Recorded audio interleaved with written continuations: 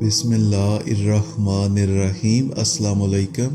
ایک دفعہ امیر المومنین حضرت عمر رضی اللہ تعالیٰ عنہ مسجد نبوی میں کچھ دیگر افراد کے ساتھ بیٹھے ہوئے تھے کہ ان کے پاس سے ایک آدمی گزرا۔ اس نے آپ رضی اللہ تعالیٰ عنہ کے بارے میں کچھ برا کہا اور آگے بڑھ گیا۔ امیر المومنین نے حاضرین سے فرمایا، اس آدمی کو میرے پاس لاؤ۔ جب وہ آیا تو آپ نے پوچھا، تم نے یہ بات کیوں کہی ہے؟ وہ کہنے لگا، آپ اپنے حکام کو مقرر کرتے وقت ان سے شرائط تو قبول کرواتے ہیں، مگر ان سے ان کی ذمہ داریوں کے بارے میں نہیں پوچھتے کہ انہوں نے شرائط پوری کی یا نہیں۔ امیر المومنین نے اس سے پوچھا، بات کیا ہے؟ تو وہ کہنے لگا، مصر میں آپ کا جو حاکم ہے اس نے آپ کی شرائط کو بلا کر ایسے کام کرنے شروع کر دیے ہیں جن سے آپ نے منع فرمایا ہے۔ پھر اس نے امیر المومنین کو مصر کے حاکم کی خلاف ورزیوں کے بارے میں بہت کچھ بتایا۔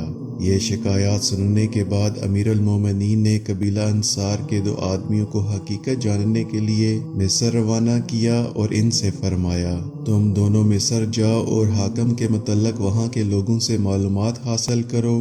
اگر اس آدمی نے مجھے غلط بتایا ہے تو آگاہ کرنا، اور اگر اس کی باتیں درست ہیں اور حاکم واقعی اپنی ذمہ داری میں کوتاہی کرتا ہے تو وقت ضائع کیے بغیر اسے میرے پاس لے آؤ۔ دونوں انصاری امیر المومنین کے حکم کی تعمیل میں مصر روانہ ہوئے اور وہاں جا کر لوگوں سے حاکم مصر کے متعلق معلومات حاصل کیں۔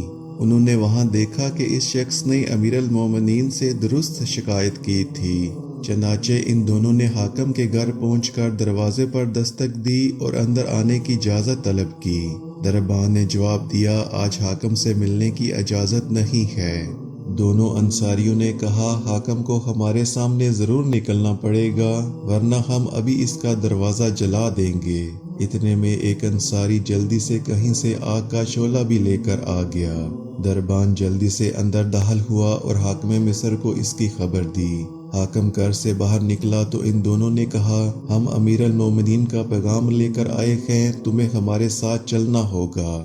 حاکم نے کہا، مجھے تھوڑی دیر کے لیے مہلت دو تاکہ تیاری کر لوں۔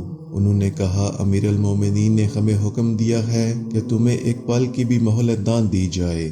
پھر جب وہ دونوں حاکم مصر کو لے کر مدینہ منورہ امیر المومنین حضرت عمر رضی اللہ تعالیٰ عنہ کی خدمت میں پہنچے تو اس نے سلام کیا۔ آپ رضی اللہ تعالیٰ عنہ نے سلام کا جواب دیا مگر اسے نہ پہچانا کیونکہ اس کی حالت پہلے سے بہت بدل چکی تھی۔ وہ مصر کا حاکم بن کر جانے سے قبل گندمی کلر کا انسان تھا، مگر مصر کی سرسبزی اور شادابی اس کو راس آئی اور وہ گورا چٹا اور باری برکم انسان بن چکا تھا۔ اس لیے امیر المومنین نے تعجب سے پوچھا، تم کون ہو؟ اس نے عرض کیا، میں فلاں آدمی ہوں جس کو آپ نے مصر کا حاکم مقرر کیا تھا۔ امیر المومنین نے فرمایا، تیرا ناس ہو، جس بات سے تجھے منع کیا گیا تھا اس کو تو نے گلے سے لگا لیا، مگر جس بات کا حکم دیا گیا تھا اس کو فراموش کر بیٹھا۔ اللہ کی قسم میں تجھے ضرور عبرتناک سزا دوں گا۔ پھر امیر المومنین نے اون کا ایک پھٹا ہوا لباس، ایک لاٹھی اور صدقے میں آئی ہوئی 300 بکریاں منگوائیں اور اس حاکم مصر سے فرمایا، یہ لباس زیب تن کرو، میں نے تمہارے باپ کو اس سے بھی ردی لباس پہنے ہوئے دیکھا ہے۔ یہ لاٹھی اٹھاؤ جو تمہارے باپ کی لاٹھی سے کہیں بہتر ہے اور فلاں چراگاہ میں جا کر ان بکریوں کو چراؤ۔ اس وقت سخت گرمی کا زمانہ تھا۔ امیر المومنین نے مزید فرمایا، اور تم راہ گزرنے والوں کو ان بکریوں کا دودھ پینے سے مت روکو، صرف عمر کے گھر والوں کو روکنا، کیونکہ مجھے نہیں معلوم کہ عمر کے گھر والوں نے کبھی صدقے کی بکریوں کے دودھ یا گوشت میں سے کچھ حصہ استعمال کیا ہو۔ جب وہ آدمی یعنی حاکم مصر واپس جانے لگا تو امیر المومنین نے اسے بلایا اور پوچھا، جو کچھ میں نے کہا ہے سمجھے یا نہیں؟ وہ فوراً زمین پر گر گیا اور کہنے لگا، اے امیر المومنین، یہ کام مجھ سے نہیں ہو سکتا، چاہے آپ میری گردن اڑا دیں۔ امیر المومنین نے فرمایا، اگر میں نے تمہیں گزشتہ منصب پر بحال کر دیا تو پھر تم کس طرح کے آدمی ہوگے؟ وہ کہنے لگا، اللہ کی قسم اب اس کے بعد آپ کو وہی خبریں ملیں گی جو آپ پسند کریں گے۔ پھر امیر المومنین نے اسے اس کے سابقہ عہدے پر فائز کر دیا۔ پھر اس کے بعد وہ آدمی مصر کا ایک مثالی حاکم بن گیا اور اپنی ذمہ داریاں اچھے طریقے سے انجام دینے لگا۔